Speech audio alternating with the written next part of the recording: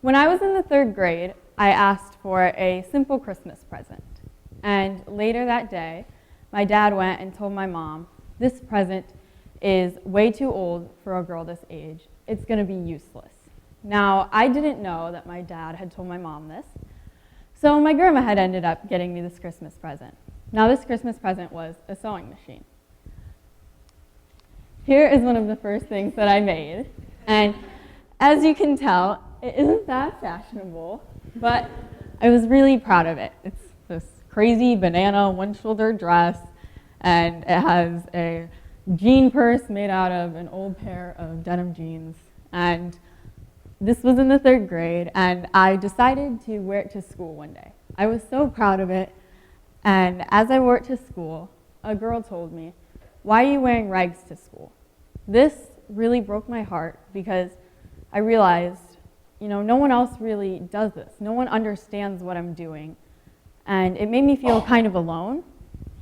But I decided to keep sewing because I had found something that had just made me happy, made me enjoy my free time, made me enjoy my hobbies.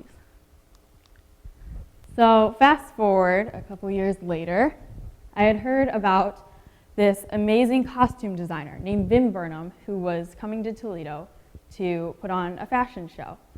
She is a designer who has designed costumes for Lady Gaga, and she designed the Catwoman costume, so she's really incredible.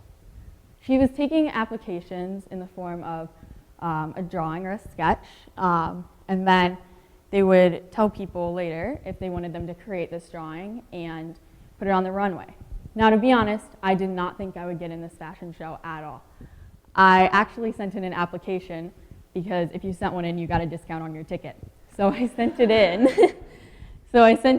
Not thinking I would get in. And 2 weeks before the fashion show, they called and said, "We want you to create this dress. We're going to send over a model, and it's going to be great." I was absolutely terrified. I had never worked with a live model. I had never made something that complicated. So I was really scared. I also had to do school at the same time.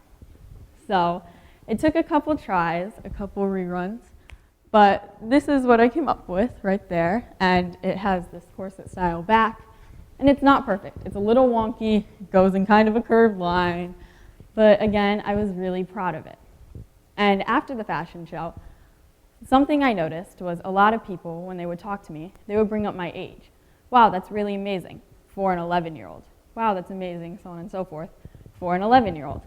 Now, at the time, I didn't really take this as a good thing or a bad thing. It's just something that I simply noticed. And then a little bit later, I had heard about this exhibit at the Toledo Museum of Art, called Japanese Fresh Impressions exhibit. So they were taking applications to create looks to be displayed within the museum inspired by these woodblock prints. I sent in an application, again, not thinking I would get in, but really just for the fun of it, and they picked me. So this is something I made inspired by that exhibit. And again, I noticed that people would bring up my age when they would talk to me about it. Even a local news lady said, "Hey, that's really amazing," for 12-year-old or 13-year-old, however old I was. And that was just something, again, I noticed. Fast forward to last year. This is a mini collection I had put together. I was going to audition it in a school talent show that we have every year. It's a big show, and it's a really amazing show.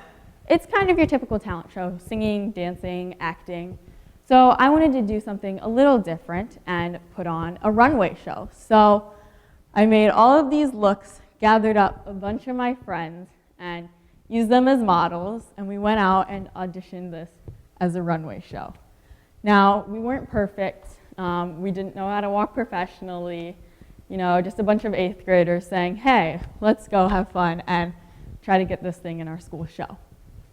Now, I didn't end up getting into the show, and for me, I was a little bit sad just because I had spent so much time working on all of these. But I decided not to take it as a setback just because I realized this doesn't mean I'm not good. This doesn't mean I shouldn't keep going. It just gives me a boost to work even harder. Now, a few months after that, my grandma had called and said, hey, I've heard about this show called Project Runway Junior that they're going to be doing.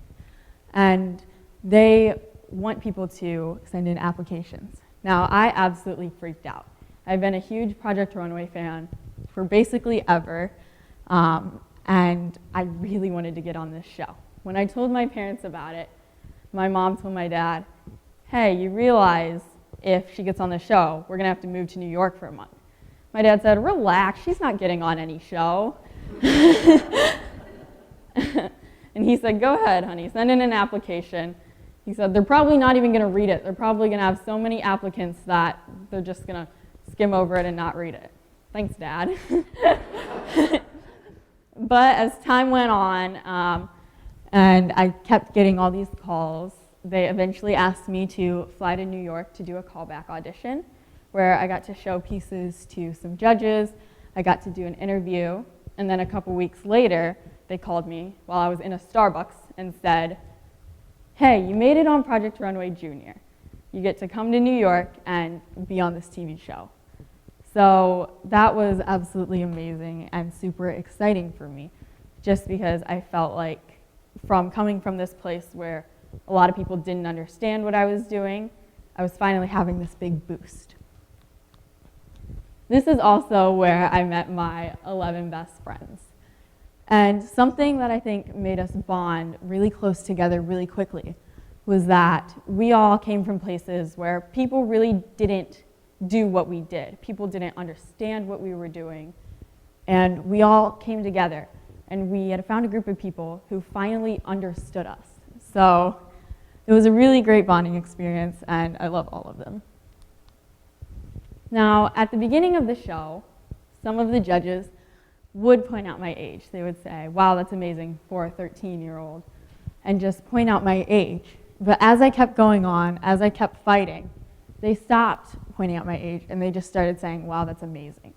And for me, that was really amazing because it just showed me that my age wasn't going to affect my designs anymore. So here are a few of my designs from the show. And I made it to New York Fashion Week. Here are some of the designs for my final runway show. And I did end up winning Project Runway Junior.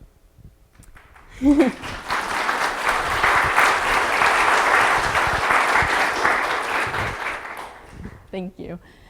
So it just really was this big boost for me because it finally showed that my age wasn't something that was going to affect the way that I designed and the way people viewed my designs. So after the show, I've had some really cool opportunities. This is a dress that I made for a school show over there. I actually got to go back to New York Fashion Week. This is me at the Christian Siriano show. He was one of the judges. And this is Nia, and she was on Dance Moms. And this is the look I created for the Kids' Choice Awards 2016 that she wore. And the main point that I really want to bring up here is that I think often society likes to put age limits on what we're able to do.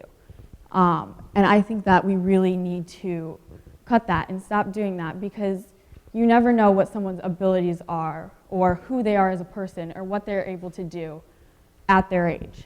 So that's really what I'm trying to do here and trying to show through my experiences.